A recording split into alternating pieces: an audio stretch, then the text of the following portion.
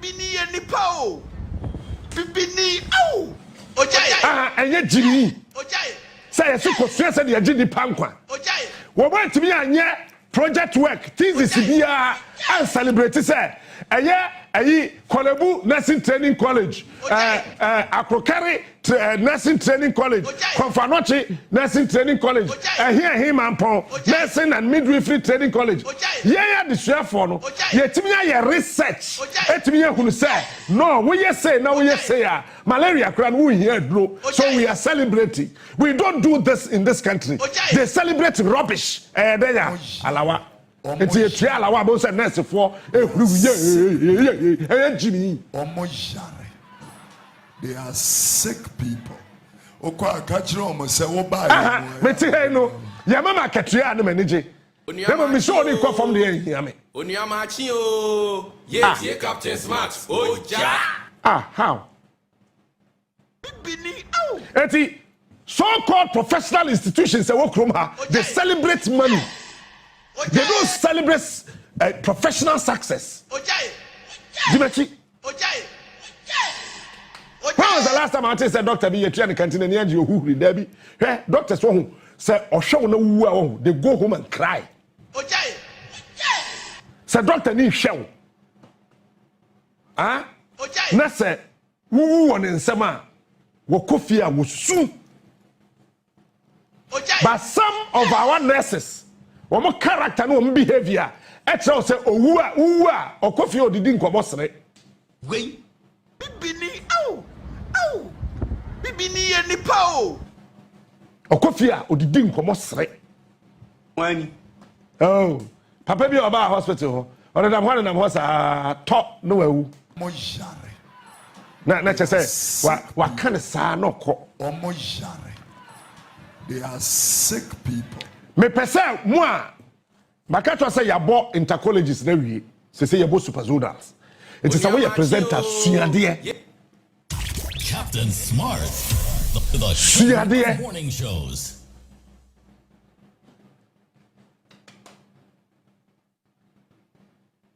Me Raf minim no me kasa minim na nche say me hu ni da there's a difference between me hu Captain Smart on TV so enti hu me obehu say minie ba wu nim me uni ma me catch no say unjina mankasim ewura mankasim mantra na say ukọ kekos na card wu twam wo mankasim a uhu mankasim ba unnim mankasim enu na ment ya say eti say uhu mi wo TV so a wa hu me ba unnim me. Captain Smart the king of morning shows. Minimum no ba mehunu da mehunu ba ko mehunu mienu me share baby wa chia me ma gene so eti yesa bia minim Raf eti se bia oye bibia enya na president kura ya de enya me kana nkara enu na ment ya say na me do but so we show video na nurse ni say ya bo no video na nurse ni no bo. Captain Smart the king of morning shows. Sir Rage Mahama siwie no na CCTV camera so ho me de mi hu o Raf video no mu na me ka no Captain Smart what say madam so ho ma yemra na wo de de sadness ni no de sakisi ni bo say me a owom ono na say Raf abo na ebu nsam enu ma tumeno ha abaya minim sa wa ware na minim kunu kama na jaa ko so yo trofo be ma di ntro an hu nyehu ba so ba twa ntro ba ma poison yakun man fa ne nsantu na kuma so na me montai. And over the years America, Canada, UK, ya boa nurse for within some fun. Men can say, Obi answer ya no Bowra hospital bi anata okobo nurse ni. Abaya, minim sa wa ware na minim kunu kama na jaa ko so yo trofo. Be ma di ntro an hu nyehu, ba so ba twa ntro ba ma poison yakun. Man, fan and Santo Nakuma Tsunami Mompaima. And over the years, America, Canada, UK, your buones for. Okay, we say mamu nyina kwa ba.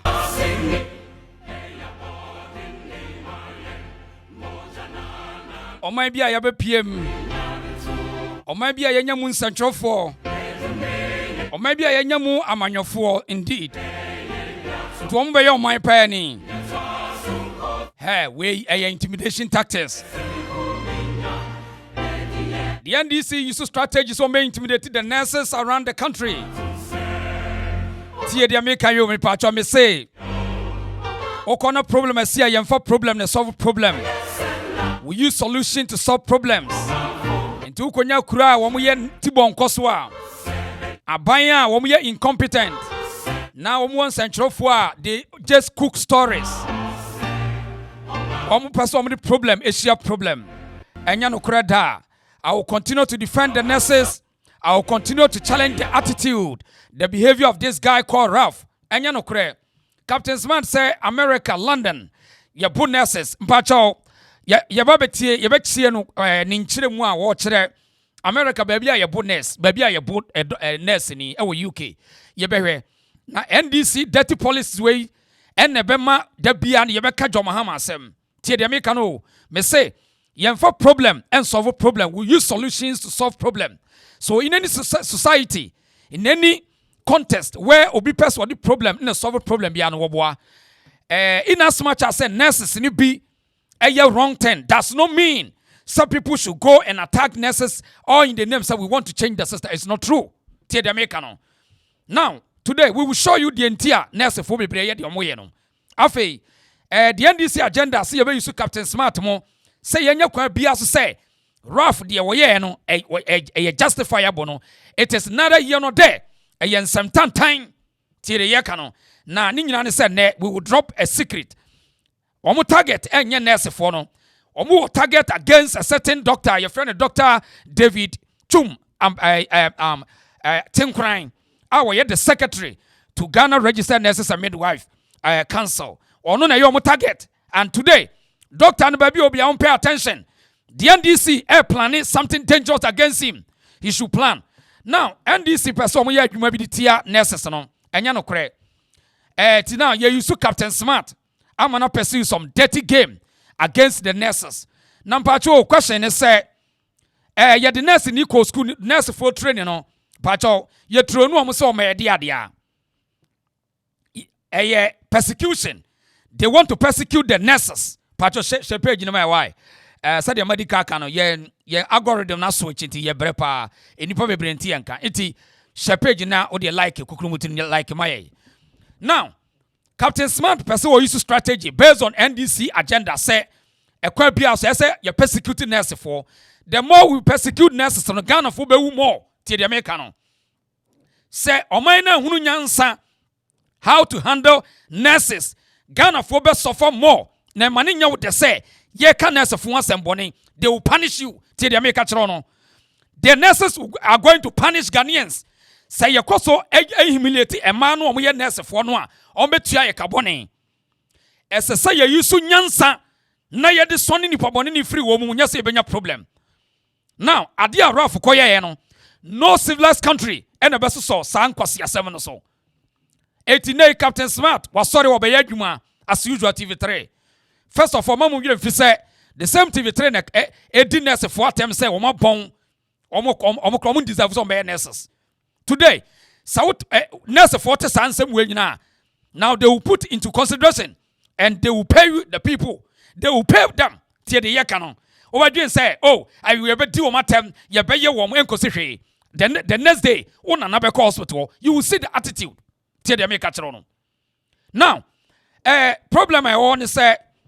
Sa boy ni suba no koyi na de no omo pese omo fa kwa bia so justify enya no kore no country pacho hwade no civilized country and now betimi abawura a hospital or adwuma say private or public and on say provoke nurse for no hwe akowura obi a wo perform no wenu we dey o strap them tie dey Rough ye no Se Ghana for person de mra ya adwuma. Point one or obstruction. 81 owie. Osade ne nsa kɔbɔ again period. Obonu period. Udi ehwe CCTV footage no hospital no CCTV sa obonu kese so wa mo ne kese nyansam wode ne saka again. Omo private hwe ode hwe no wa ba bi no be ball no hwe. That's it. Also on sa again period. No video no obi bia o pese wode nyansadwene e pese wo defend the boy ne ye no e te say wo no obi gina ho o say don't touch me na wako touch no ye be ukoko to webusa odon saka no o say o man fa me san kan kese odon saka no o say man fa me san kan kese dabre wo yare eti nyansa ese boy ni hunu ni say o mo no o mo solve asem amicably not to intimidate or to threaten them say the make no menka say nurse ni be din semfo a yes son, but in this situation you can never use problems to solve problem, never. Amwaye eti wo mo pese o mo ye bibia na o mo di pu ehunu na ma no o mo pese o mo ye Ghana for man nyina so wake up, stop say mo jealous mo ho no. They are using a strategy to make sure say they would humiliate the nurses, especially o mo ye ma no tie dem e ka kire no o ma sheda eya dwuma se baya ya be counter man no omoye man no omoye omosa no, because there's no any other way yes civilized country bema betimi akwa adwuma bi mu na wo de camera wo de hwe don't main video me wo de hwe CCTV camera no hwe and okoye no obebo odin sa bo provoke nurse for no hwe odin sa abo hwe no wa ba bi no obebo no hwe wa hwe whether ubo ne kitwa ubo ne kese ubo no period no asaba biu no asaba no asaba no kwansan so no asaba bo biu abusiafo me pa cho be country kura wote so obetimi do sa akọbọ eweka bi like this no afa ho ade ana mon kan kire me wo de country bi a wo so bia no obetimi de won sa akọbọ obi in this way na mo kura na wo no wano no kura na wo de ye no kura ye site for harassment wano keke na ye be for say assault, verbal assault. Now what me do nsa akobo obi nurse ni a duty. My God, what a country. Hey, it when I was defending nurses now, no way. We need to defend these nurses. Ghanaians need to defend these nurses. No boy we should face the law. CCTV camera on the boy need to face the law. After that, no offer evidence or omra. Now you expose nurses in the proper way. Now NDC 4%. Omo the strategy na kwe wo wadwum yade na nti rafo no hwe omo person omo the strategy no asaba na ba ma bia so no mu so omo person omo the strategy de ekata so enu ti na no pay omo sada use Captain Smart mpacho nyansam obetimi du akokra don sa akopre obi say wa pre no fa ho adi country beya obeko jail so wa hunu nyansa ni nipa na ankasa obeko jail na even boy kra ne girl ujina no say don't touch me. Now don't start touching the keke. A big challenge. You been, I mean, wasuwe ebeye so sa ebema ene wawu. So then yet no memu. Na yadi here say ama obi de ne bo so arrogantly, bullish way to attack a civil servant in the daylight. Na yajeje so. Really? Eti imagine say John Mahama yire Mama Lodina.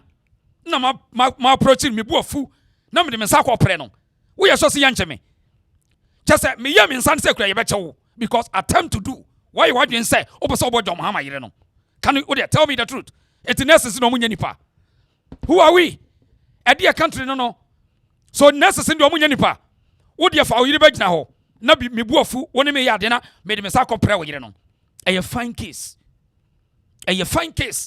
and ye betimi agele mi osade ye no Sama hunu masam kan men hunu nyansa ye be jeli me eti ade country na ye pese ye fa kwa bia say ye the problem and a solve problem ade no country be no hwa na kire sa this is terrible eti anopai won pese o mo hye adwuma na unim the target no eye man bi on ye kasamafo papa ye odasro ye frɛ no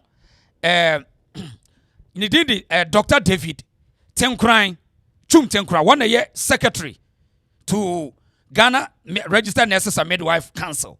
Na NDC phone empenasem. NDC phone dwane ye.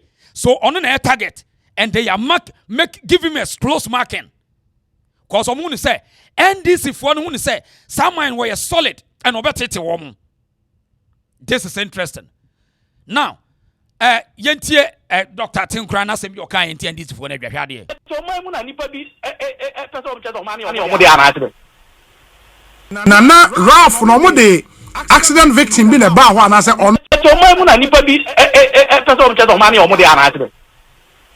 Nana Ralph no mo de accident victim bi na ba ho anase ono ana na ne nsechi atwitwa se de wo ka no e no de ba hospital ho. Ono no nsechi atwitwa. Yes, so omo koye no drug whatever. Then omo anu no ready ni bi o se dey o. You know, omo koye no drug campaign no. Omo ba na yes obi di moto ebo abranti bi. And of the ba hospital ho. Oh, okay. So, you know omo show no as say the guy was receiving treatment that doctor for kan ho hia nurse for kan ho hia. And the laugh no inside no atwita no. Ono so de ba ho na chi ne se chi keke na atete kaka. And o de ba ho. Oh, it was so munyai omo show omo no and am show no. It is all your video no na I have to do a hokra ya sha ne cat ya sha ne puke o ka te o abrante ne onya de oye na onu ko buy no mo ahwe no so just say yenyai Ghana for because onu wodi ka Ghana for ni bi emo ate don no e nipa e jomo a net for ni bi afọ na ehwe omo no de omo ye moa yenya omo no e na keze o ye Ghana ni e aka nyire fi Burkina Faso ni ba e ti no ye show no na ne ho nto no na kokko ye card bra o se net na nko ye card ma. I mean, what kind of entitlement behavior is that? Oh, yet your mom and nipa be person of church money or more than another. Who be saying that yes, no, yes, different, but the American church is different. Yes, see, I'm not by 48 hours. Any hospital leadership, no. So, point in say, doctor, yeah, your friend, Dr. Tinkrana, and this is for them, meaning, no. Or no, and a young target. Sa doctor, and omo pen on den. If you say, Sa Dr. Tinkrana, it seems that we're very solid. We're a very, very solid person. And then this is for no one to say, a quite be as well as some of us. Now, Kwawe, and no matter to me tagging is where NDC. On me tagging is say, or NDC. Oh, yes, or MPP. Now, point in say, walk hospital. No one will skirmishes and I say, one problem. Pacho, so open here. I don't know, pick video surveillance, don't pick any secret. Now, from a 12 month, no be who nurse for another pa. And yes, I say, oh, yeah, no. Now, you come out with expose. Na nurse in the behuna or dabontain, no be able say, or to hospital on Sabra Bob, and yes, I know. So person will expose the system. Just a walk on walk town Sakububi and I walk harassment. Now, in which jurisdiction? And I'll say, me quite you may be no Marco Twum no go so Marco Buomo. And Sana, ya change system now.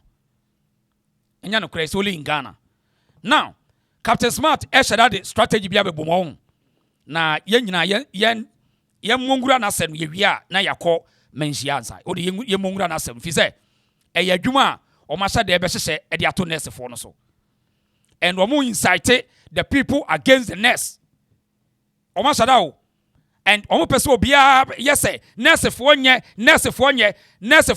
na ya yesa na nurse for no ebu afu mo because ni bufu ahye ni tirim utimi nya ho hwe tie de ameka no say ye peno no kre near person solve nurse for problem e kwan kekekura ye faso ye recruit wom e big challenge e kwan keke ye recruit wom no e big challenge politicians and they in charge wo dey kwan ne obi be nursing training go and check it e ho na ye chance ye e man nursing no o develop bad intention it is a ye see ye pay kwan bi near their structure system na hwe edua bi enu eni hinu kwase ho. It is a police ni soldier. And there's a police why corrupt wa. E kwaya ye fa so fa wo mokran e na kire o madwum ba be. Jack, e me yemfa emotions any nurse for ni deal ni e benya problem. Tie de yaka no. O ma me bi be no afa you be kem onfa ho. Oti utimi nya no hwe so. See, many nurse for bi dinko they come obetimi say why busy. Hey, obetimi a create busy environment for the people. You don't know what time it is. eno ntina ewiase babia no yenim say nipa nkwa ho yenti so we treat them say omo ye essential workers. It is a year for adwuma a principle procedure. Said ye beya onfa etirimuka bi nse etirifa ma adwuma mu ho. Tell America no, because they are there to save lives. Eti wo ka kire ne say wo ko didi natem, wo ko stress no, wo ko traumatize na, it will bounce back to you e be affect you. Tell America no. So why be a crime and abehu, they have different strategies unless they win investigations. So Captain Smart say, omu ba be di nurse for atem. Omu be ye omu afa kura America ne abroche yetime bu nurses. Me pacho yenti on na yenti kwan a say America ne London UK yetime bu ti obetimi abu nurse ni na omu bu nurse for. Really, this is the country and this is enkrofo a omu the audacity to speak for the people to listen. This is interesting. Ghana. Now yenti Kwadwo Smart ni ento aso. Nursing training colleges, they don't celebrate. Sir, we want to come out a very beautiful way. We want to do malaria no. We want celebrate alawa. Now first in kwasi asema what can say no nursing training and the training nursing ni bia say onkoye research or on develop a system. No nursing training in Ghana and the training nurses said they should develop a system or they should develop a vaccine. First, and kwasi assembly Jimmy Sama Captain Smart take no. Any Ghana book biemu necessary. We don't train them to some invent or they can manufacture any medicine. And yes, I need training woman. Nti we send you we na NDC say ya ball pa cause actually Ghana. Yantuaso nurse ni bia no you training say oba or make create a vaccine or a medicine. They don't we don't train them in that way.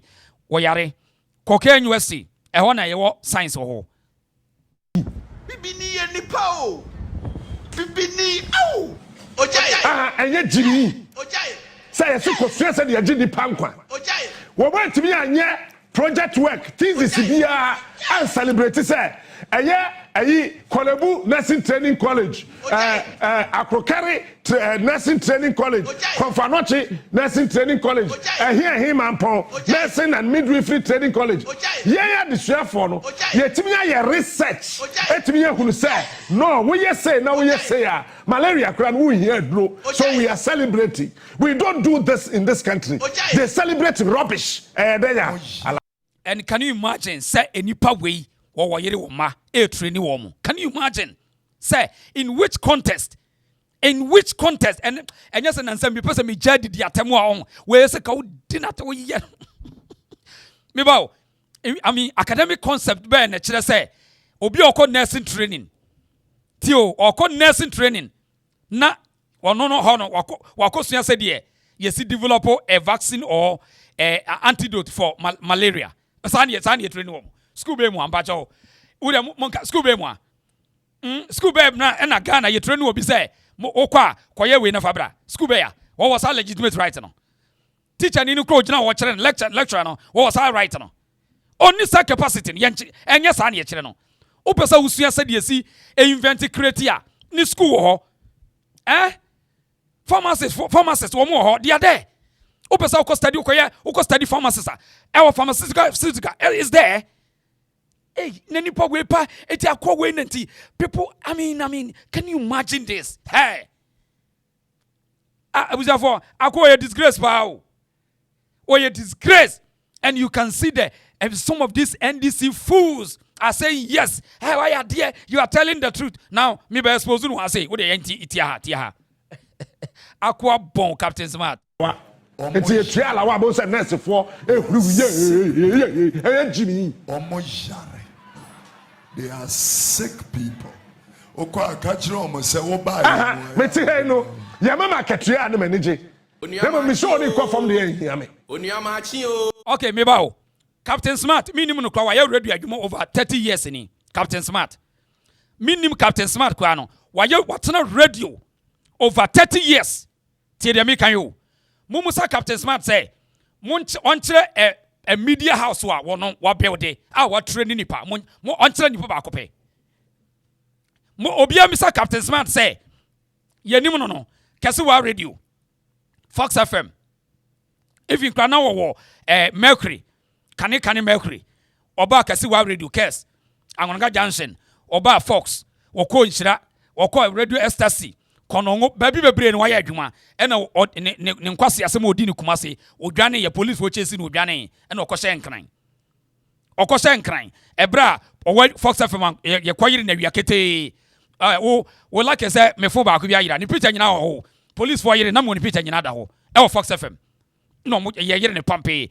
Why, I'm for boutique Muniama, I'm for Benz or Kojenu or the Gani, Nina, and or the Gani, Kumasa from Ugani, and or Cotton and Crying. Now, Mumusa Captain Smart say, if say, you may be educated, you might what's in a medium for so long? On train students, Tiayakano legitimately, on train media house or wire media house at the B. Come in, now will be crowd platform so.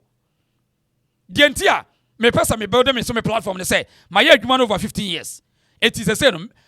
Traditional media many who be you. Say, me casa me kotna Ghana. Media house me bring me to my age because we go experience. So, ba me pay. Me am person build media at the right time. So, when Mumusa Captain's man say, on media house wa all the long years no what dia a be. What me produce workers what be a media house and radio. Go shini. I know what you. So why you media for so long? Now sika wu die nyina no wutimi mie any media house infantry ni obia akohwie. Oh, yes, yeah, Captain Smart. Oh, ja. How? Eti so-called professional institutions they celebrate money. They don't celebrate professional success. Question is say media juma Captain Smart pay emuro 30,000 or TV3 ho. Mumusan say Captain Smart uye denya sika si a mansion. Captain Smart pay say yearly sika unya you betimi calculate. Captain Smart yearly sika ujin radio station media house bia no ye sikani. Obia no ye media juma ye sikani. Mumusan say mansion na wotimu no unya sika we na wo see ye. Media ni no uye media ni Captain unya business bia. Eyede na unya sika si sa gold house mansion na wotimu no unya sika wa hin. Upe enduru 30,000. Captain Smart TV3 entimi ntua ka 30,000. 30 times 12. But obi amos can so want so. Ni enwe so betimi sisa da na osi no a. Sometimes say, Edia no. Who media ni crowd mercy mansion. Obi a wo ye presenter. What mercy mansion? Can you imagine this? Presenter. Na the new media adwuma. 1,000 cities 2,000 3,000 Ghana no. Near the mansion. Akwa say. Media for ni enyo so etua muka wo. But obi a waje abokra 3,000 Ghana city. Tie de make no. Ene etebasa ebiji 500. Emo mu ndesivu. Me adwuma no ba me nwu omanimu ase de. Ye ntua mo kakase o. Media ni a ye ntua ne kakase. Tie de make no. Media ni bia no wo gisika kakaka bia. Eti Sir Captain Smart wo de ye ntua ne ka 30,000 Ghana 300 million. Now for multiply by 12 ni yearly income. Na so betima sisa da na wo see no a. Akohwifo. Dimachi. When was the last time I said Doctor be a train canteen and you who Debbie? Hey, doctors who say or show no woo, they go home and cry. Said Doctor need show. Na say woo on in summer. Wokofia was soon. But some of our nurses, one character no behavior, etra say owu or coffee or didn't come Wait, Bibini, oh, Bibini and Nipo. Or coffee or didn't come Oh, Papa be about hospital, or I'm one of them was top no. Na say what kind of sa no ko They are sick people. Me pese moi makato say ya bo intercolleges na wie say ya bo superzonals. It is a way you present as suade. Okay, Kwadwo Smart say obekere said the suade nya research. It wonu ba bekere say in America, in London, UK, amanfo timi bo nurse for mate na mo mientie oso ni nyansa mu a nyansa wo no wo a wo de research yentie but yentie ekwan a o say America ye bonus for ho Captain Smart, the king of morning shows.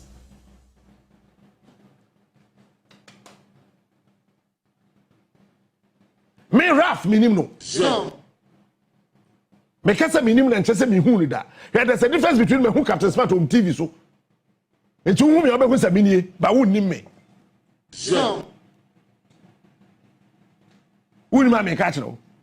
Sa unjina mankasim ewura mankasim mantra. Let's all ko kekos. Na card wu twam wo mankasim a wu hu mankasim ba wu nim mankasim. Enu na ment ya se. Eti sa wu hu me wo TV so a. Wa hu me ba wu nim me. Captain Smart, the king of morning shows. Minimum no. Ba me hu da. Baby. Wachia me, ma jene so. Enya me kana nkara. Enu na ment ya se na me do. But sa wo hwe video na nurse ni se ye bo no video na nurse ni no boa. Captain Smart, the king of morning shows. Sir Rage, Mahama siwie no na CCTV camera so ho. Me de mi hu o raf video no mu na me ka no. Captain Smart. What's madam so ho ma ye mra na wo de de. Sa nurse ni no de sakiti ni mo say ye me a owom. Ono na say raf abo na ebudu nsam. Okay, abuziafo point ni say ordinary sabo no o wa mo no. O bo no ana wa mo no. Mame ma full video na wi aye ntoa okachiku asem no so ase. Ye nhwe ni say.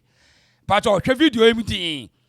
Se uye wiase uye nipa na uye nyansafo a wodo nse kobo obi kra agede ye wonyimu osi kakakra ti me ye charge wo de hwade ye pa to mo hwe video emu de hwade ye hwe video no wo de hwe video no hwe video no hwe eti nurse ni kwa man won se onya de wo ye no hwe na okobo no hwe na akobo no wo bo no eti wo pesa wo justify say wo bo no sai even ka wo say ba bi o ena be man so hwe ena so this is a pure assault where a pure assault and you can go to jail in any civilized country. You can go to jail. It's only Ghana na nye kwanya NDC na also akwa we kase okoje hwe wo de hwe ena akobo no eti sa wo bo no kase sa de na ade bo no sa wo to poison egu no so sa wo to ayi acid na egu no so wa bo no eti nyansamu why na betena so sansam tanta we so so here wo the camera harass nurses because of bema bia ni ho nti ofi say wo obi wa ye ne de ye de be ye unu aba hwe na akobo no eti we e che so so me ensen but so police for ye fair based on the Captain Smart e ka no ba bia nurse ni gina no e kwa be ne da ho a nurse ni nso ho na raf ni mesen etu wo pese enam se nurse ni bia ye bibia nye nti no yeso ye nkwa bibia nye na ye nyansafo we ye nyansafo wo kwa kobo no se judge bia hwe video we a wo de nsa abo no wo to nsa kobo no sa ye dey. What kind of country is this? What is this? All because of say nurse ni bia ya de a wo mpe na wan we wiase wan anya bibia obi mpe ehin fa na bi nie na ye de trouble na solve trouble hwe na abo no. This is a video. A dear justification of it to justify say mamono. Na Ghana yet Ghana police service na mote ho na just the one ya ba mu de yankoche no ene de quickly abuzianfo video a hwe yi odin sabo na na wa mo no question no wo bo na na wa mo no wo bo no nyansamu ene wo nko solve asem no say abi abufuo ne bae emetena me yesa wo be scare wo mo na eno ame nkwa hwa wakotena kwa ame nkroma na se ekosia bebem obekese obebo mu dia obo you see ehona na be say guy oye too primitive akwa we oye too primitive I say obia enyanwa say enyan ode mami oye too primitive say wakodi nkwase asem awie say me kotena na so me a traditionalist and me ko gunsa ko bodua wo twen ofui yes sa na Kwame Nkrumah ne sama be so nkwase asem so na Nkrumah mu kra no oda asase ase na wo di nkwase asem ase Nkrumah sorry Nkrumah sorry mejeme Kwame Nkrumah kra no da asase ase na udi nkwase asem wi ase me makotena Kwame Nkrumah na so akwa too primitive na nkurasefo we mu nyina na elidi nipa bi na enipa bi say we ko ama Ghana such a primitive backward guy obi ananim ye so wudi nsamfo na face the law will say me ko bodua such useless guy na mo jeje ne so say me ko bodua fa odua ne bra me so me say wo boge no bo me dua ne bi ka ho ne hwade me say odo nsa bon wo bon so hunyansa ne no mo nkasa na Uganda na obefa ho nanka say wote ya no fro kuro mu obia kasa mre komo pekimo uda jail dadadada ka uda jail wanya kuro bi te se Ghana na wo jimi na obi antimi nka say adaya the activist my foot toilet so activist useless guy what kind of rubbish is this send you solve problem yeah makotena Nkrumah na say mi ko gunsa nurse ni no obi mebo ni dua wa akwa ekurasini emompa to manya yadru 66 years pa na dia kura ni Pan African I'm not here summit I hate the boy no me I don't hate him but see we need to speak the truth in as much as I say some nurses irresponsible no you have to find a way to get them. You don't assault them. You can't assault nurse. You can't bully them. Or if you bully them, it will go against the patients. Period. What is that? Na yenya tibon koso kwajo smart. Na obesisi adwuma. Na we no say UK mo yebu nurses for ho. Mpacho yentie tibon koso kwajo smart. Wo de yentie no why? Captain Smart, the king of morning shows. Sir, Rage, Mahama Siwi no na CCTV camera so ho. Me de mi hu rough video no mu na make no. Captain Smart. What's madam so ho ma yemra na wo de den. Sa na sini no de sakisi de mo say ye me a owom. Ono na say rough abo na ebu nsam.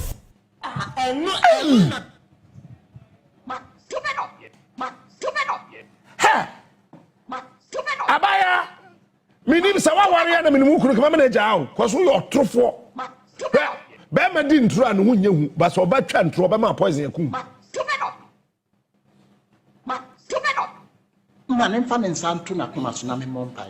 and over the years America, Canada, UK, ya bua nurse for within some bajo ureti o now another adwuma for kan was say over the years which country ya bonus for UK ni America kwajo smart so wo bema o de ye be twete kitama bra America o de okohu racism kura bi ana ho ade bia tena won sabo bi ne hwade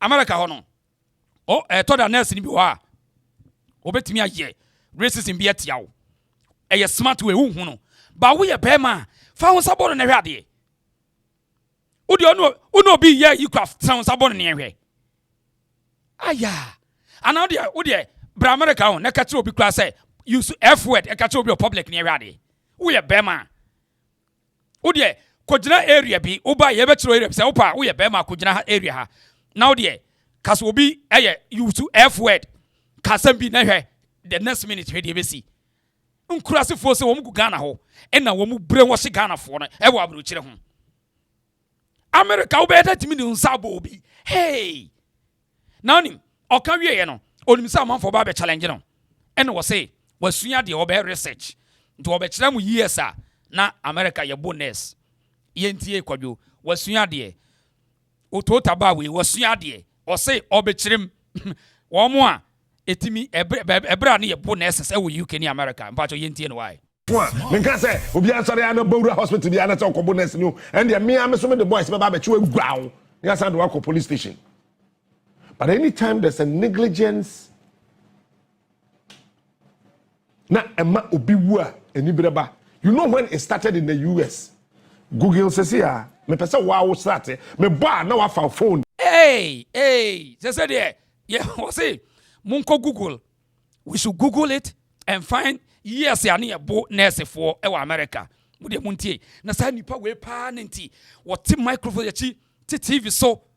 Hey, say asmo be kan yenkura sesemo. Mude yentie. What say yenkugo. Na ono e Google di akere ye. No, we're connected to the internet. 1788. Google.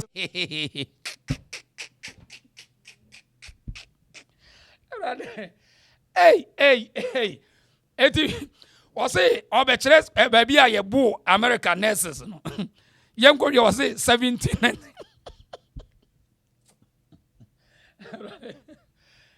And this stage we pa. Omi am kwasi afo. Was it 1798? Now America for bonus.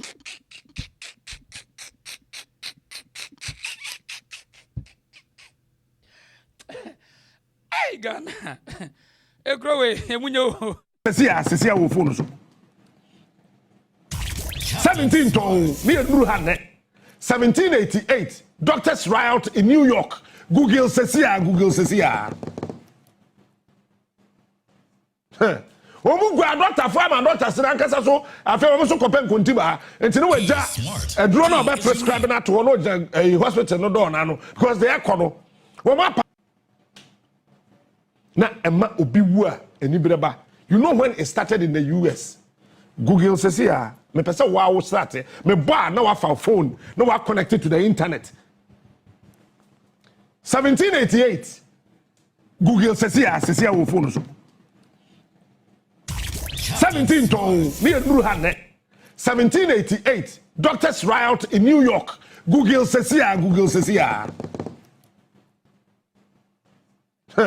Omu gwa doctor farm doctor sira nkasa so afa omu so kopen kontiba enti no waja edro na oba prescribe na to no hospital no do na no because they are kono omu apacho sa New York for so omu ntie. Why? Because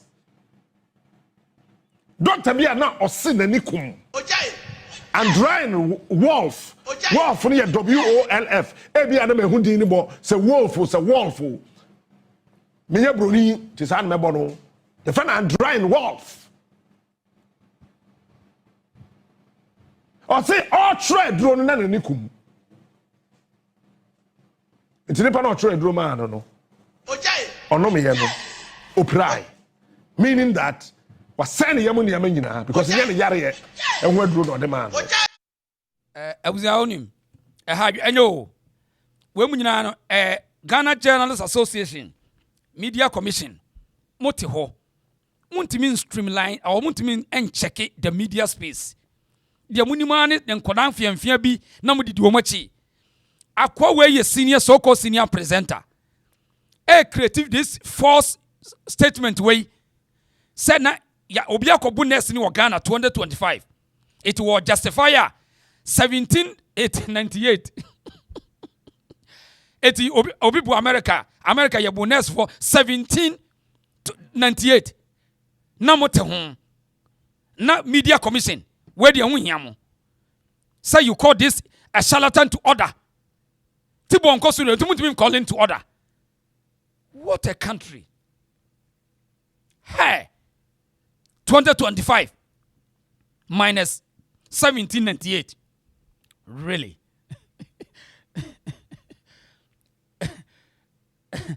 Was it 17 years? 19 was it 17?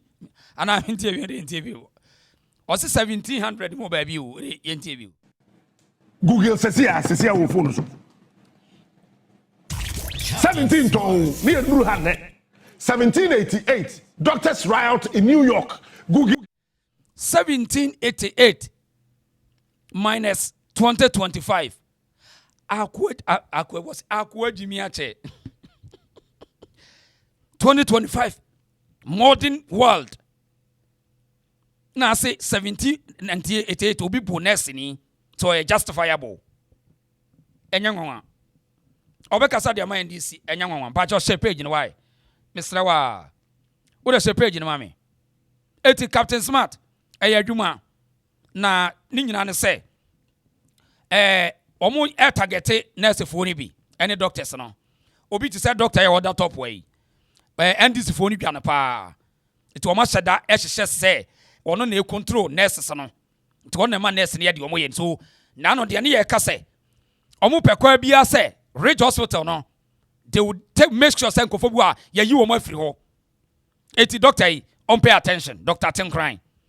Aye, omo ni so MPP ni because o kan sem omo mpe. Eti, can you imagine say Obia din samfon with a clear video say wa assault to nurses no. See you be fa nyansa kwan na ye dey solve problem no. Omo de ye as usual dirty politics NDC. No omo wi a no omo be ka kire am say oh mamu me yemfa nya politics. Eti you can see say oman no ye be retrogressive because what you be say oh a nurse ni eti yanka yomo ye ma ye mu fa omo so but they will pay us the price. Odi ento unim say ye pese ye solve nurse for problem ahun enye dirty politics when ye dey solve. In fact me say first place e kwan ye fa so a ye dey man nurse for krako school no e very terrible. And no crack omo more corrupt and abusive. Because nursing training ye kone Ghana sa wunim obi a ebeye den so obekọ school no. In fact, where you open secret, nurse for just woman mpanimfo dance and ya to omanya forms, ya form forms. Tie de make no. Nurse for woman mpanimfo atwem pana ansana wotimi akọ nursing training. Man pretend you know the secret. You know the deal. And son and nurse ni beko school akase no kra de except de work konfo anoche kolebu ne kra de e be den say obi a wonim obi obetimi akọ e be den sa wonim obi a e be den say wo benya ho forms. Proud African, this is open secret and you think that they are joking on unia be a nurse ni aya bisa no odi ya tene trust ne bisa so mo ko school ko mo be ne koso mame mo openi yabaso ohini we nana tepa hene nana yedase why eya na manfo say oni Ghana for girls ne twem plan sa na odo mu ko school onye enyem plan twe nana tepa hene na timi bua ema bi kra woni mu homo na odo mawura nursing training the whole Ghana ope ohina odi amanfo ko nursing training atepa hene nana atwene wa nana nyankwada why toda obete say ye said ye obi aya so obedu no mu ye conversation mo say eni mo nkɔhwɛ na atapa hene mo nkɔhwɛ tapa hene secret no mo nim sa bia ema ebi kura ono mo twem prada bi ono nkɔ de mesanity ono no ɔhena otimi di Ghana for bebre wura nursing training because eye hu you know wuni protocol awunkom eti na atapa hene say Ghana for nurse for bebre ana sa wɔ hene no wɔdo ma kɔ nursing training. Yes, now ye na atapa hene nyina nkyɛn hwɛ say udia bi a nurse na de chenetena se on wo so mo call nursing training school ho no enkomo be na ekoso no mo kan kire obia e wo de e wo ne sugar daddy nurse for dodo na wo sugar daddy de ne ba school most of them e yempanimfo edi Ghana o man anim tie de me kan o nurse ni bia me se wo your principal wo de wo nurse ni abisa no say nurse for 100 emu 80% obi na do mo call ye na de ya akase no kra de jack onko enu tina dodo na akọ na atepa hene ho no hwe ekwan fa so ye fa nurse ni beko ne forms keke ye be ne forms betimi atom se won ko school kase ni bi edne empanimfo ya so ne nkoda yetwempana empanimfo ya o enom ne nkoda ne twempana ansa na ne forms ye de amobi sa woni mu obi ebe ye den ebi ni made pa o otifie ne forms no onye ba bia na ode afa yet kromo say police soldier ni nyina tani sika it is all person solve corruption you need to tackle from the base enya bufo ne de ko it is a nurse for no e behave a eye kwan ye first way for mu ntia de ntia bro me na yenya analysis de ntia bro ni krom wo ye nurse ni a wo be ya adwuma ne say obi anya bribe obi ni wa na adwuma ne da ho and requirements ne da ho na wo ba ya fa wo eti there's no way there's no way say a Bronin hospital nurse ni bi wa okro be concert apart from self depression and anxiety. Then you have to manage it. Till the make no. Yeah, no. Nurse for no. Any amount for trim pan san wo school. The entire and koda be bra ko nursing training mu a adwuma ne nyom de ne say obi na de ne koy. Opani bi woni akora bi twem pan no oni bibia ye me do beto nursing training me hwe ofre me mo akodem na wakọ aba akora ne hu ne say obenya sikenti no so wakọ so menya time ne nurse fo we bredi nkomo adwuma no enye ne de but oni pani bi ne kotwe mpana eye protocol ne de ne koye so person solve Ghana for problem eye because of this situation nurse fo bebre no eye obi ne de ne ko school no wonye na dwe se ko be nurse ni opesa odada ye hu mun no na mosre we know the secret eye secret na e da bonten no nurse fo ni nim se opani bi na de ne ko school no na de time say sugar daddy fo dodo no na de nurse fo enkoda de ko school omo an ko school osoma me e weekends omo de niam akoma wo mo omo gas fo nko a dodo no a because sa woni mo bi a onko ho and the nursing training no abeye a lucrative area just so you know uni mo bi why na no uni mo bi a onko bi ayesa na police ni so jaye. Let us not pretend. Eti enipa ne ba no ye corrupt awo se de. Se nipa ne pie no ye corrupt anti de. O obu befu no. Na se obetie de woka no. Ye training from the scratch. Eti se wo say broni krom nurse fo ye eyiro mo ye adwuma e ho no nim. Ye unsi obi aso. You don't know anybody. It's a system online. Ye fo requirements ni wa uridi we uni emfa aditina Ghana for no kwa abrochire mo no omunsi obi aso e yade no da online ye de no sugar daddy for ena de amanfo ko otu o say won person be discuss we on this is the issue so someone tackle you need to tackle this situation first asa no come attitude no so sade no ye okono no afa mu no ko ye ya obi anko na anko da. There's no way. There's no way. Obefa adwuma no serious. 90% ekọ adwuma no bebre ne mpa adwuma no. No nim so wokọ owura nurse man ko be sikani enye sa na tie. Because obi di da na se me do wokọ nursing training na me de ada wase. Empra na yetwen ye no me de wako school die biu. Enye sa na tie. Enye sa na tie yes immigration baby custom kra de oto nso a untimi nko ho. Custom service oto nso a untimi nko customs. Hwe.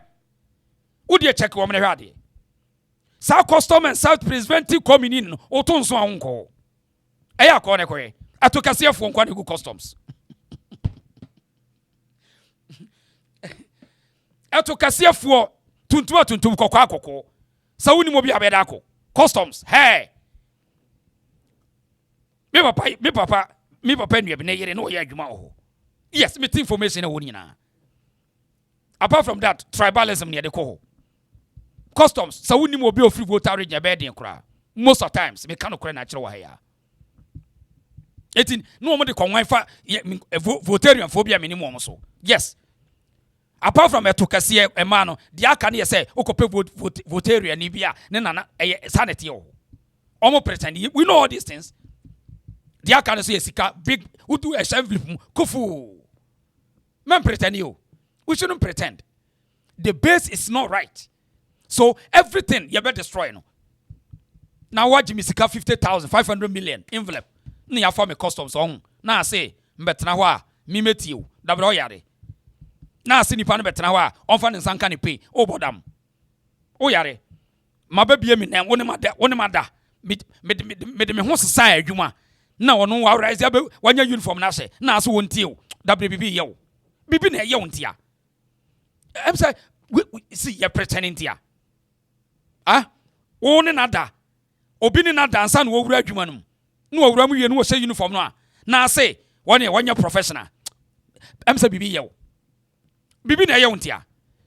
They will think for themselves first before you. Eso sinifie. as one yana cars and son what you know so the system gonna so destroy no better destroy no the yana sika because the beginning nye children said you won't see ye men pretend you and pretend and the kind of doing in yeah first nanka obi to so anko soja obi ane to so anko soja and the soja me ko ya to kasiafo nko a and the soja adane to kasiafo obi ane to so no obera komirika e dey to kasiafo mo fan chem why mo fan chem na aba sa ese kan you Brother Africa for mo chem mama why wow. So the to kasiafo nyina mo fan chem why because no kra ne say enipa bebra kowura saa ye services nim adwuma no wompe but obi na de ne koye who you know protocol na de ne koye oh yes protocol na de ne ko obaabia o hwe makacho sa medical kajo say na me soja ye ko obi na atames be pamo ye 37 odia wo ha mo ani abre no a ye mo ye exercise no a ye sone mo so no bon say enipa bi go a obebu say say we ye protocol list to bon say wo de o pesa wuti a eda bi ba bi umfa soja bia obi anko jone hwade obi anko gina wo police ba bia to bon say instructor no afa list no this is protocol list ni ye bobo sa no mu rem mo exams ho na mo kotwere general exams no a na bo an say ye do mo ba yi ka be si wo mo no aso mo bet ye do mo ba protocol list soja mu etubon emma sokofo konkam tuntu yes one eye protocol am for guess nko a etina ne soja mu guess bebre no wo ma ye de yi wo nyina to kase fo nko a bebre yes oh yeah South Africa yeah 2007-8 na me ka potential recruits na at General Smith ma ye ba fie na me ka ho bi oh yes 2008 yeah no o ma ye nyina ba fie o mo se the security committee papa no kra meaning so what ase dia atames na atame aban na sesa e no ma ye ba ye bre ya ankosihwe o da for da na tie mazuma na so park mo ana wo ka ho bia me ko be ka azuma na so ho ye dan futuro mo hwe nso gu ye so omo de for process nyina medical 37 ye wie se ye ko chobos na de ye wie omo se mo mesen kofie mo ai aban na sesa mo nyina mo ye MPP fo oh yes mo nyina mo ye MPP fo no mpam ye omo ye no so da be twa atra se yi duty security committee ne Shahel so no train center omo ni logistics and whatever e no mpam ye nyina 840 mi ka number nyina mi index number no ka 670 BB mi ka nyina na mi run afi achew yes 2008 na mpamo ye so point ne say sa protocol ne who you know no eno na ma nurse for ni bi ye de omo ye no it is all person will stop it sad no check the base first don't go attack them because ono dia fa na niso ne dia fa na se no fa wasem kono nwene no ho obi akoton ni maami ntema ene ne maami asase kra no dia nursing training ojina wonyina ni trimu hyehye no yensan tua ne ka 2 years wo pesa solve next problem na won ka no kra on ka no kra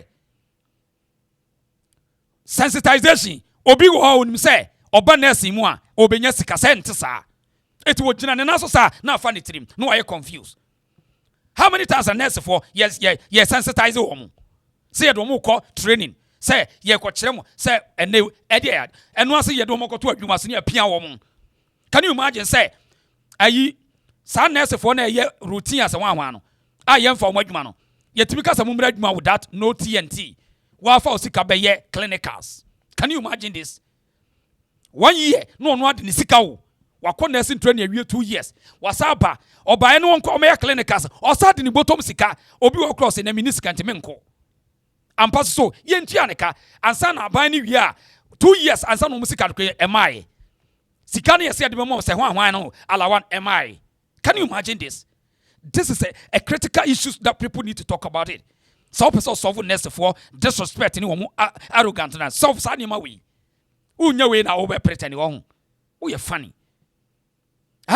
nurse no gina ho na ne boafu no o hwe o kai say said your mama papa bi ni ne dai pa eye ne ya no bad adwuma no asa sika bi anim no eye ne ya ohwe pay no a na ohwe stress no said the nipa obi okro ni customer service relation enye na adwuma no but okoba ne name na obi ne nada ohwe papa no pa sa bi a na bodwe sa bi papa no kura bi amika otwetwa bi ne sim bi a woni ekoda ya nsa na all din anima na ase no Jack me dey adwuma me say my investigation na me mayo me next for me bread nkomo I'm telling you the secret today obu a osose de o man bi ne da ye ase no a wo ye hwe nya yi oh yes ase no o ye hwe nya yi etu oba bedu adwuma no a na afa ne tirim o gina ho anu ne tirim nyina hyehye no because no say okoba sika wom obi ya adwuma 2 years entua ne ka omo pay ne yesai omo de waje kase 3000 Ghana cedi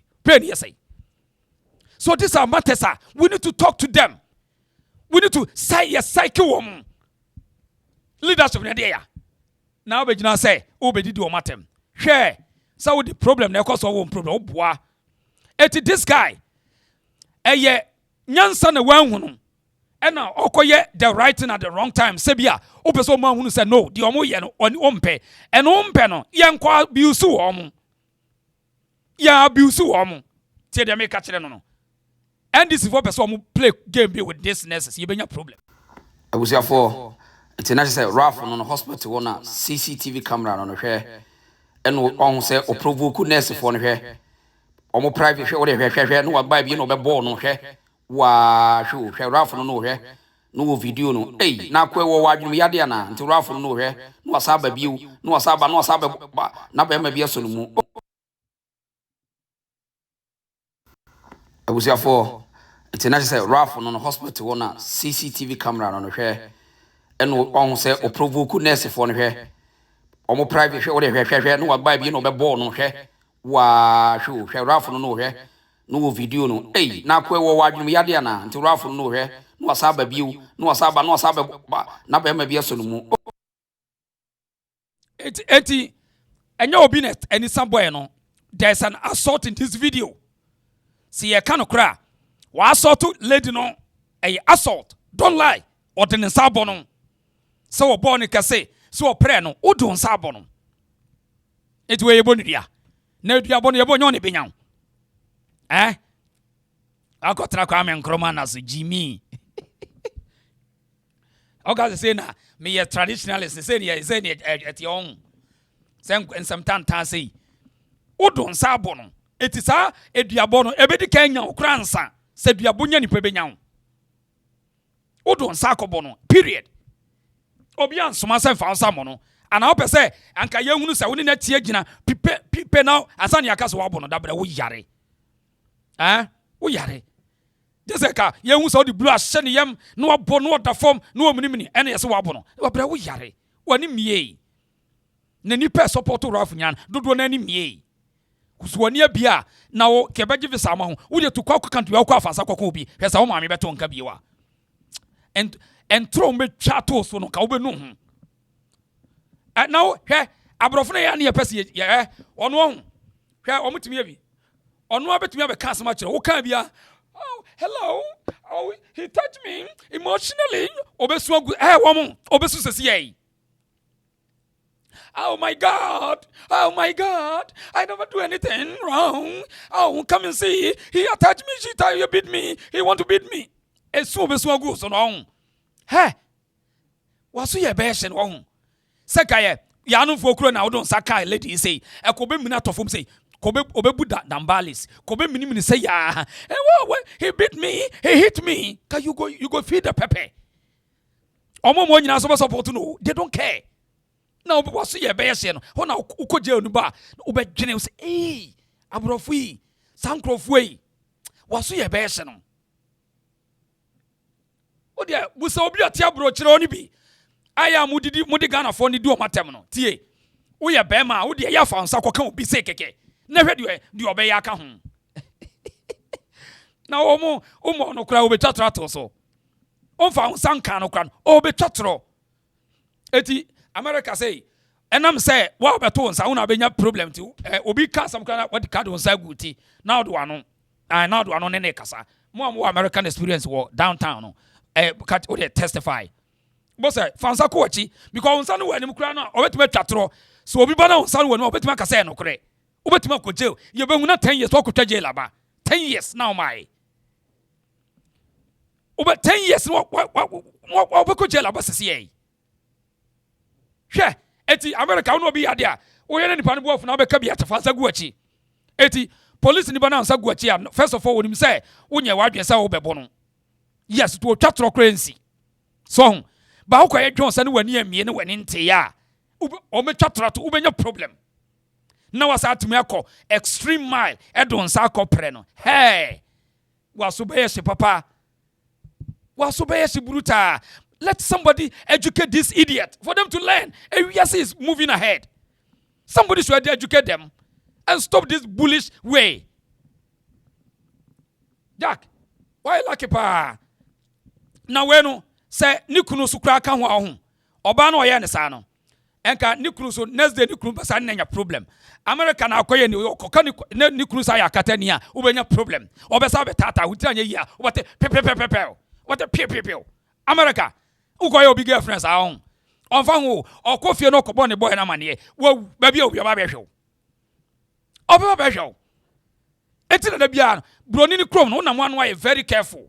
Tie. Especially baby ne nam no. Da bia bo se tu ato. Okono kobo ne boy na mane a. Obi ba behwe. Obedu ntentesa uboti ase twetwetwo. Boze ye ku obi da sei. Jack mu din sem hu okro no mo. Mu din sem hu. And people don't want to talk about this. And yeah, person is a good nurse for say, well, nurse for nye.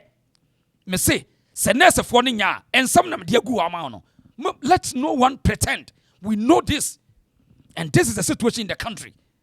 And you think say to kese for na or no obi akote akodege na ham dia age ade no na ono obi gina wa no obi bully no. Uka so betwe ama. Mo ye funny. Eti yanko yanim doctor we Oma targeting Dr. Tin crying. The NDC are targeting serious. So that's why Captain Smart share adwuma to no sort as here because Kwabena Mita Kando when you're comfortable with this doctor. Yenti ude yenti Kwabena Mita Kando asembi okan wasi. My attention was drawn to a gentleman called Ralph, who was at the center of the controversy. And so he was working towards us as a group. The medical director was with me. The deputy director general was also with me. Then I asked, why did you do this, gentleman? When I asked, most of you were there. I mean, the press, you were there. So you can attest to what I'm saying. You were there with me. When I asked him, the gentleman then stretched his hand, shaking me, and tried to whisper something into my ears. Ladies and gentlemen, at this point, should I push the guy that don't whisper anything into my ears? Should I stop him? Should I shout at him? Even if that guy has been prosecuted and sentenced to life imprisonment, and he stretches his hand to shake me, as a minister, as a public officer, I have the duty to stretch and greet him. So let us not reduce the fact that I shook hands with him. Does not mean that I should stop any measure or any steps that the ministry or government will take to unravel the situation.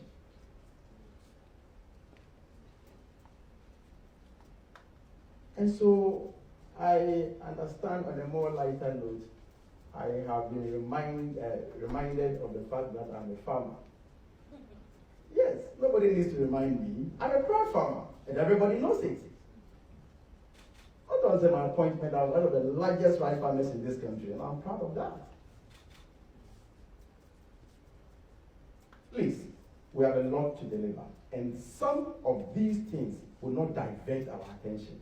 We will continue to do our best for Mother. I thank you. Enti Kwabena Mita Kando throw shades to sap Dr. Yaya friend Dr. Tim crying. Yes, because Dr. Ne say ohun said the Kwabena Mita Kando ye no disrespect against the nurses. Any doctor say wo nipa na wo hwe no na wo say hage no. enti ma we me se ne ho ya hi a che se omo pekwa bia so twatrato no so nti omo rental press na omo hye da twatrato se wo ye visa fraud e ya adwuma hyehye me say omo hyase they are targeting this man because or touch wom and omo say onsro mahama ban no it is omo hyase twatrato no so say or ye visa fraud and what the amount for kwatena broche sa end this one kraman no a omo adwene nya adwuma no after the doctor no ye visa fraud so makato say obi kato say o me fa bibia anya politics sa nipa ko de or ye politics dada NDC and bibia omo ye politics e wo kura to wo no omo de ye politics and time say o mane bo amamu wo no omo ko wu ye no NDC for na de ye politics and san obi ade be politics let no one deceive you it is say sasemi omo de omo hyase de ye politics because man we no omo mpenasem Dr. Tenkran NDC for a big challenge with this doctor. No one to me doctor no, but positions and certain things no, they want to find a way say on best stripped mine naked because the doctor need to me or no school say 8 years no the 90 or to me but they are working hard against this man. So this man should pay attention. Dr. Twum, pay attention. NDC government is in power. Pay attention. Now, yantuaso. Quite smart no na some near mobile because ni a hateful attitude against a doctor into young can assemble. And some of the kind of a bufutan time. Yantuaso. Someone said, we NDC for a doctor Monebo among accident you mukunya. Now, ni nuya ababonten. Or Manebo manuya ababonten said, or damn hammer. Say omane bo amasaman ebe hunahuna no so ye list mistake or say mahama nim no ye list mistake omane bo ama saman ene ni bedi no nwonwonwon no fi say it seems say a setup and a John Mahama set it up omane bo ama now according to openi obeka say wose ni nuane omane bo ama na John Mahama a set it up ni nuano amana kofu plana enia nwode because ni nuano vow say Dr. Manebuama say, ono the sub plane is on for that. Na ye den na John Mahama, ema ne kofo ye. According to Dr. Manebuama nwe. Now, yentie no. Na asam no, the man yes scary ne say, I say asami ba ye busa legitimate question say, sad a helicopter no, ni information in the details, I say up to date, omo fa report to my. Omo nye, on pesa asem for we be boom, now we be boom, now we be boom. Sa hwetewete na sam eno ano now yentie Dr. Manebuama nuen asem a odi abetudwa efa ni nua na plane no ede ne kohwe ho private jet ya omuka ho se on to ne ento ne china I will never join that conversation and ebe it omoa ko sitam ko be fra bam on their own words Bernard the esinu mi busu ani ka ho and I don't want to make it an emotional. That aircraft, Omanumo 70 and no to me and services. That aircraft is due the report from Omanebuama to the president. Alright, Mama Power, they say, okay, be an Mama and Kofabetu. Upon Mama me. Omanebuama told him point blank, say, Sir, presidential jet now, no kujato. Edia ye case wo krom hanumu e ka ho asem na okotwa kontompo na akofa flight number bi aba na say ni ade akufo ado nyame born ho baya ade ne ko bedu ba bi ade na du sa jet no ono John Mahama otremu a ono ma ne bo ma on tremu ne entremu kina the president Paul me challenge me o ma ne bo ma to the president me say akufo your friend say John Mahama pa president John Mahama pa o man ko for me chi me say asem American me boa. Say my own cousin Manebo man can't say sa presidential jet no a coffin again to on betrem do betu atenemu don't want tremu da or challenging me on Manebo so we chase him. I'm telling you because sa jet here ne akohwe asi it was due for service and it's going to cost the nation over 12 million euros. Because of Manum Kassanti, go to Minister of Defense. Be beyond the bear propaganda. because you are desperate for power. All that so Timu Yembo ye propaganda. What you tell say on our bem. Master, let me tell you. That's be serious. Forget me. I am talking about the souls and the life of the people in this country. The people who are mad to the president. Alright, your mama power. They say they can't be an unpower man for betu. Upon mom me.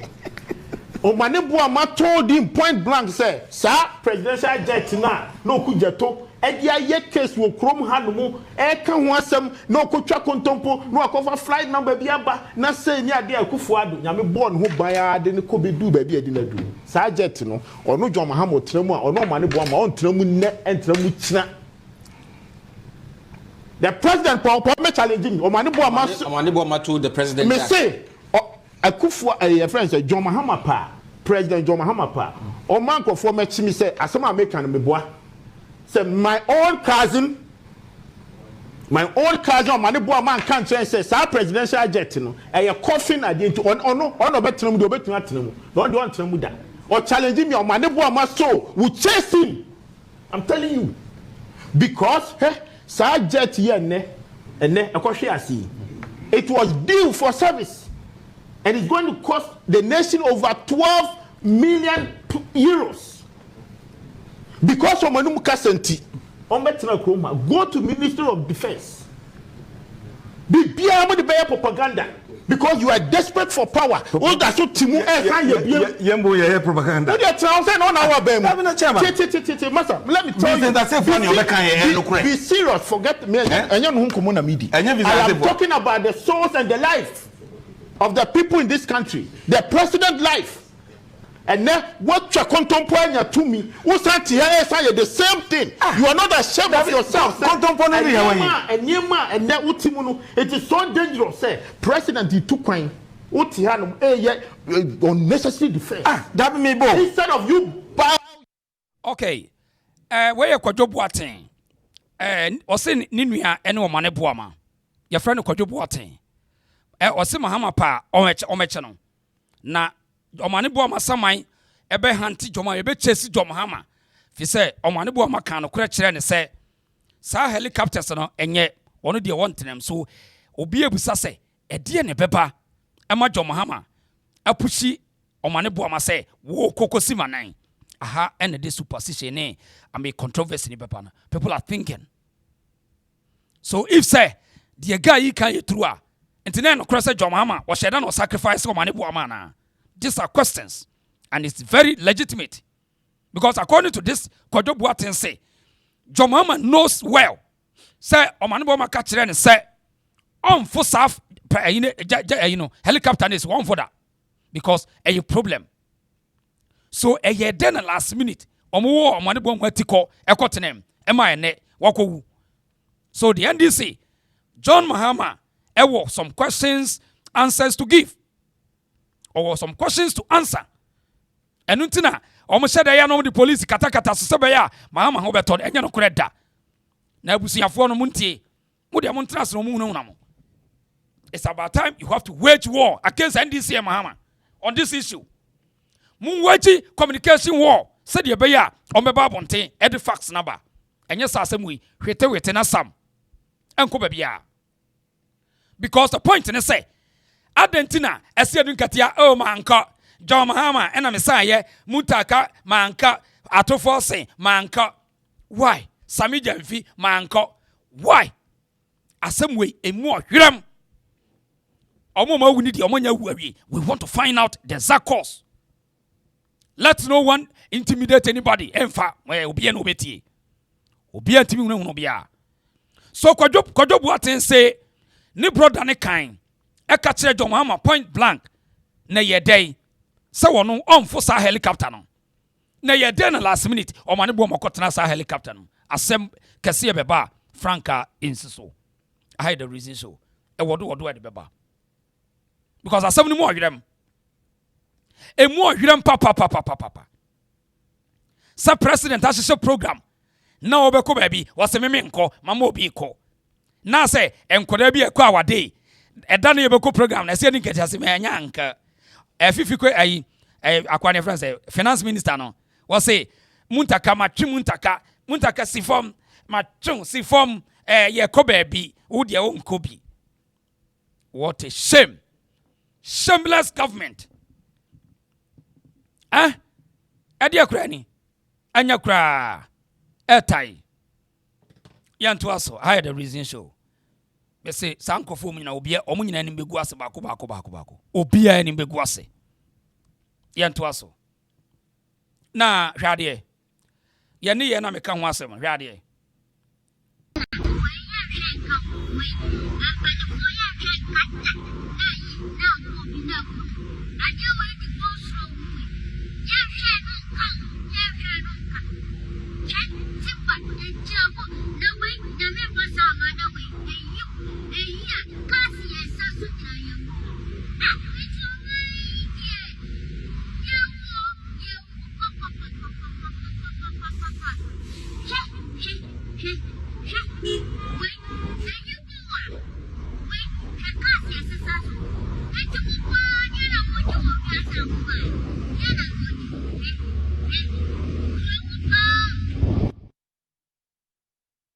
eti so ho enso onam kwa police for ewo kwan mu police for ewo kwan all the time.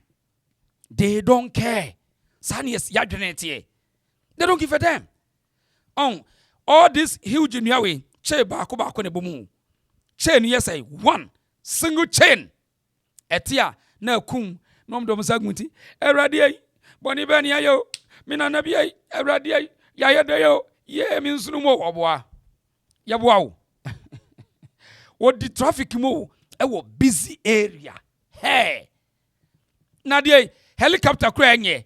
Yetimi mani tu na akote ahwe na ekum nipa 8. Helicopter enye o. Kwadobu aten e kan se omane bu amakan ye se plane nye. Omo set akufu adu nyina apamfa. Ene ya set up omane bu ama. Na we ne ku a omfa ho bai.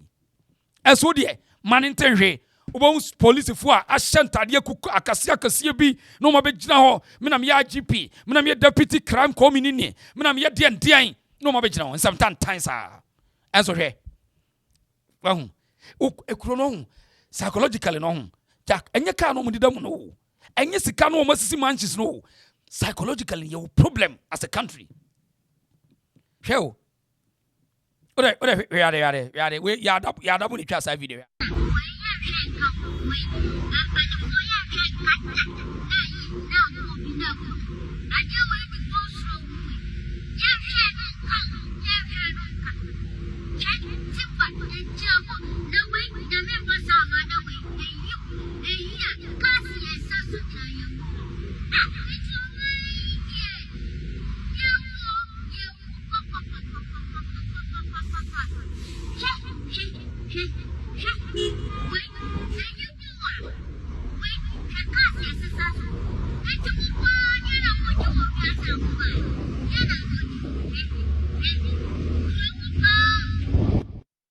na unim se also ye be possible hwe ehwo ye sani ma ngona ga janse ho okofo bepo ebetimi atiasa at any time show enso be kono na obi nam ho na waye na fukutu na wahye suit na wakunkon na police ni dinachi na tuo se no ho ukoka aso mu ye nyansafo bi ya witro ha antiase na gigibi just say I mean when you see them so watch them as na we mu sika na omanya na abo mo dam ana asade yi omanya sika dididi enu ano no keke nyansa hia kai abo wo mo tese bibi no ebeti free akoku nipa no mo sabesu omo mfa ho sane so hwe sane so and on at the way the traffic area kete busy hours what some police for bebre ho enko ba bia oya no ayi aban je kakrai aban je kakra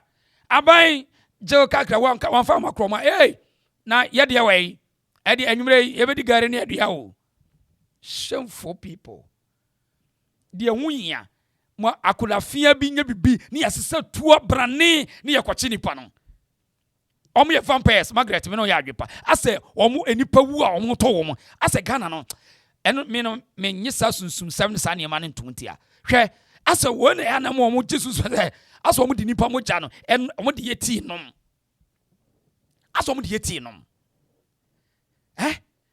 Udi many packet we been bibi no mas set to a gidigidi ya kwachano ya ka kwachano hey yes we can yet ya kwachano hwenkura se mu 2025 police phone timi hunu nyansa se cast we mu no awia wontu opo mpoye ma wontu awia okura kwa we wonfa so ye hunu nyansa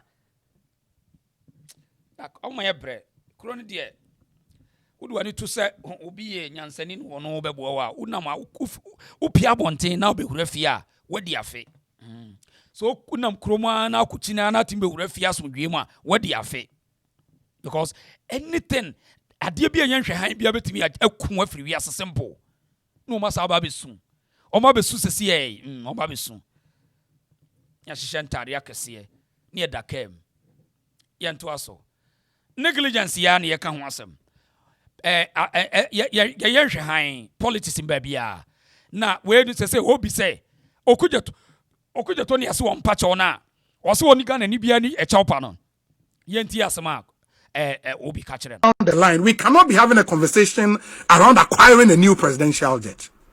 And that's what I'm saying, sir. If we would have that conversation, then some apology would have to be rendered. It has to be rendered because that conversation cannot be had. But we need to have that conversation because this stress our man penny go through should not be made to continue. No, it shouldn't. And I've said, sir, before we have that conversation, some apology would have to be rendered. We need to instill some principle in our politics. And people should be held responsible for what they say. It shouldn't be business as usual. No. People should be held responsible for the things they say. Because if you say, sir, the presidential jet then, 8 months ago, was in pristine condition, and that 3 engines, but 2, no bet me around here. And that is why we are here. I also am paying almost 3 days to get to the destination from Ghana. You know, we need to open up and have that conversation. But some apologies would have to be rendered. I mean, I am looking at the president maybe instructing the minister, maybe a new minister of defense or BEFA, the minister of interior, the minister of finance, and the foreign affairs minister on one platform addressing the country. And in that address, the foreign affairs minister would have to render an apology to the Ghanaian people. Say, Ebia, make us say, minim, oh, the flight was in pristine condition. Presidential jet was in pristine condition. I didn't have all the information because it's clear. Say, all the information was not there. And I say, no information, but it was just propaganda as usual. And I believe we have to attach all the seriousness to this matter, but apologies would have to be rendered. Because this is unbelievable. I mean, for the president to be waiting for 22 hours. Really? It's not cool. It's not cool. And if it means we have to get a new presidential jet, we need to have that conversation. You know, but first, some public apology would have to be rendered. It's only fair that happens. It's only fair that happens. Okay. Eti weye or sebwati obi. And now some ye canwan. Afi was why you bold say the likes of Okuja to black woman. And so apologize to the people. On your da, Okuja to say, oh no, be any chopper. Only your candy obeka, where we need power we won't asian, koshepo. Okuja to say, on one be any chopper biao. It was also on Tiasiano, Epone Dahon, go and pen the sea. Now, where ye came, Pibi and Tom Hammer, or because of Ghana for Yamia Bako, Obiano Bia Yabakubia, Uncle Sihe. As you have a bonum Dia no betra swaba. And then I see a tear, ye catch a woman. Na, Sasami, Kennedy Kwame a compare kwa Japon. Or say, could you ya dear maybe, or catch a Ghana for Pacho Yenti honorable Wazi. First person that should apologize to Ghanaians, Honorable Okujeto Ablakwa. I didn't see the main cancer. Honorable Okujeto Ablakwa. Me na me chairman that time, chairman defense and interior. Montieni. And now, Yakoto Air Force plane. Even no members in the court, Honorable Agaga, me na me busy. Nti Honorable Agaga and the lead team no Echo Czech Republic. Omubaye the approval by Parliament. I presented the case on the floor of the House. Honorable Okujeto Ablakwa opposed to it. Mumisa MP Sane Ohonina said there was a banter for the first time between NDC and NDC. Okujeto Ablakwa and Honorable Agaga. Because Okujeto said Ompani, he Okopulu aircraft, the cost of you from Brazil, which I said, and you may be Honorable Okujeto here, and Tokwa is see an argument a buyer. We have to stop it. And then he's a full beneficiary of government travels because we're a foreign affairs minister. You know, the Momian fair propaganda and change. They are winning on my Ghana. Who say a nipa and motrina a wuyen, or contribution, a more plain nanki a cotonoana. A more, and when I'm passing Ghana for arguing a basso. Say, as someone SCA, NDC for uncommon propaganda. What is the MPP for at the year propaganda? That is the difference between any woman say, Obi Adia Babua or mine, young fine yet politics, and yet so dirty about it. For the first time, I agree, say, Honorable Okujeto Ablakwa, his behavior towards MPP Ekufuado's travels and what he did in Parliament that day, not ask him. He has to come out. He's a human being. He never knew, say, no be kura position say. Inti sene aba. He should come out boldly as a good citizen of this country and apologize to the whole country, and I believe Ghanaians will forgive him. Because a new man Okujeto Ablakwa year President Ekufuado travels. Me grad yang hamio by yenya committee. Okay. Honorable Ken, enha akwa no say on pacha on net no be any apology bia. Honorable Ken enha o say we win power na wi. Ono be any apology bia. Wa won ase epo na da okotwaja tum okujeto ne ka kire Ghana fo. Okujeto Ablakwa say ono be any bibia ye. Eti wa won ase na epo na da ho no go and bend the sea. Ain. Na we Mahama number bi na say a play bit in Kwashiwa, where no more be soon. On one minister, want me and can answer one. Mina me make your mamma. Eh? The minister didn't send for want me can answer. Where me me begin on. On what you minister, no, so yes, sir. So there's no need. Some what to one hour, Mahama. No way. Because the minister no also arrogant. Yeah, we like it. That's good. Yeah, good pa. Sometimes tire aqua. Young Twasso. Joseph Yami said ye. Joseph Yami, what said ye? Galam saying Muntianway. Yamudu was saying a sophomore. And I harvest was sorry, I am Fred Galam saying voice of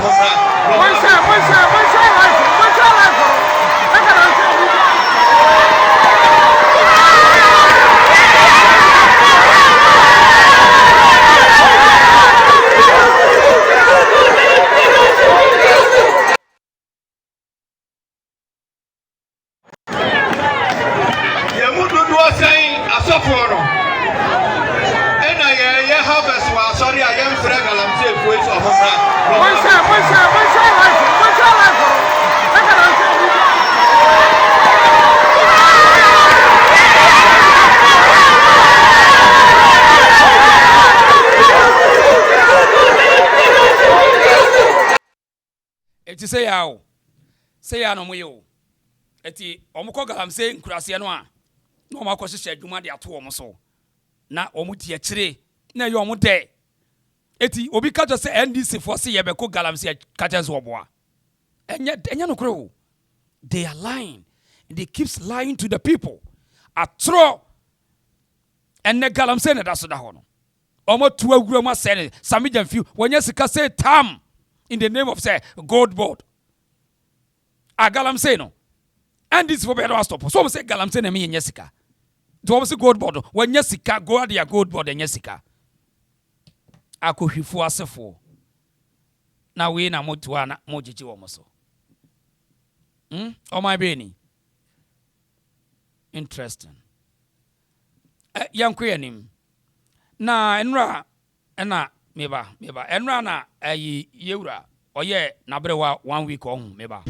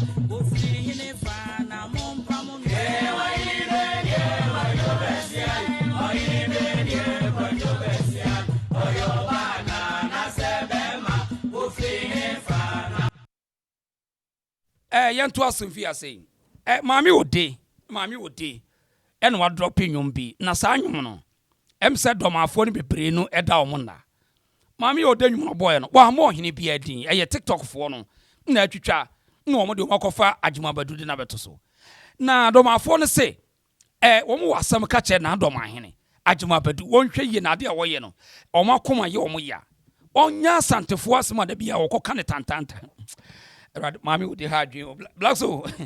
Mami would the hard dream. Mami would the hard dream, Black so. Yentia by say, or some catch the door, my henny. You are your comment. Mia mikrum henny. Nana ajimain baju. Nana obambo mwasi.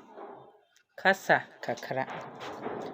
Nana nsoro kasa mu won fumti asema me bekan se nkanem fuma oba fachem Nana awie idie oba nwo ha eya chopa nana nkita onanim nsoro ja santefo basema bewai Nana nsoro so onya akwanya kogina baabi se wo kasa Jaya santefo basemabe Jaya santi hene basemabe Nana sanya be yewo social media isui ya ye do no ye hu a na oyeye ya nso utie asem na koduru baabi a untimi nka bi aye se obi wo panye bone no yo ya nso untimi nka ejish asem na ekoso no eyeye ya pa wosenka yemu bi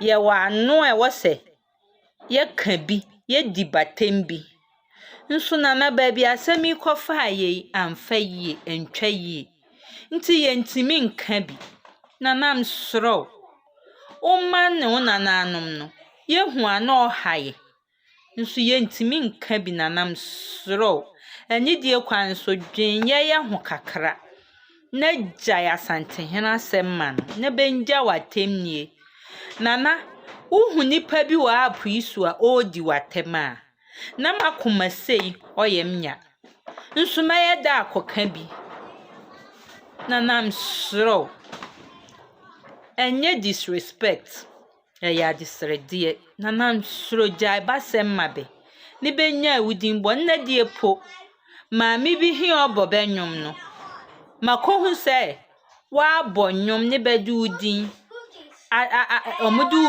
u picture ato so oham se ya nso de eneme ya afa huna na nsoro ja santi hini dimbo na sabi ayi nkwasiafo bi munya watemnie na yehu ana ohaye pa ya kometi nso yentumi nka ho asensoro we de magisredie nie na mesro Onana nsro watitiem kakra. Mininsam de ma nyuru badwam so nanam sro se video rechiwa tiem. Minimsa nya me nko na asenwe oham. YouTube bebre do ma forma bebre abun forma bebre ohaye. Nso ne kan ye den. Nana nsro tieye. Na gya santi hini din bo ni benya watenie. Na sawa mo ebe hini din na bi kan ho ayeso yetima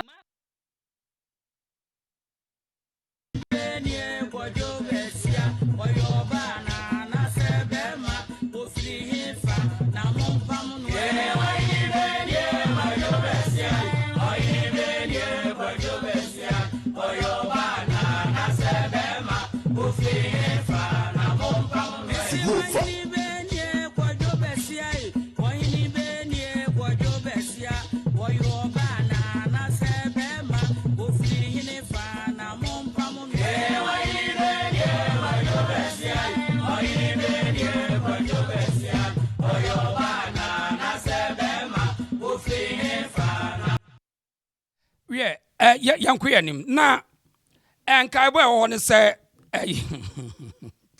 Proud African asem no ayedin ano ayedin adwuma badu de udi na chi asa ne nanan mu so papa na so de maami wo de atwa no nwom omo adwuma badu din nanso domafo no se wo mu ne say nwom no eye adwuma badu no mbo nwom ne ma no ye adwuma badu wa adwen now yanko santihene ahimfie menhia atena yim abankasim enra ena yana na wokwa akura na ponadu ya domoto so me ensa santihema ne na wotweda na enra ena ebaaye na osantihene tena asema ne nana no wo wiase nyina chichiri ni benche ye baaye enra na no woten enra menhia no woten kese na no woten pa ne enipa ahodo ne ehunu mo ho amamra ahodo ne twaguye na wenu yeyi ena yewura wode ye ni ntotoye dotiye ni ntotoye de aba enra ene kofuo koye obehu Kennedy Japan obehu Dr. Bawumia ekufu ado ejetese ne kofuo nipa hodo no a na se ye no dotiye no hyehyɛ ya aba ne se every 1st September ehye no so pa bosum ye di anemia de kan ne de tosum ye no kɔ no obi a waye dwumadie kase bi say event ni nyina no wo mo de band atoso saa de ni nyina na yie yo ni nyina no ye mo fancy ekosi 19th from 2nd kosi 19th yenya yi o santimem fi say ye wura say obeye na brewa dotiye a wode enanan ene beye from 14th up to 18th me ba cho yentie ye wura chiame eno wachi ndi aka ye de beto aso tie nka bo na hye no so pa wa na bia akoye wayi na saa bre na wa hye no so yi tie ha sei agrobia ntwa obia nya so no tie sadia ko bia sanje ko to ko hene se no osinna otra se enu munyina edi abewa na otweda na yewura shisha wa yeni sebo sumi ko na wie ye papa da edi busumi kan no etwamu a obia enye yie obia nyi obia nsie no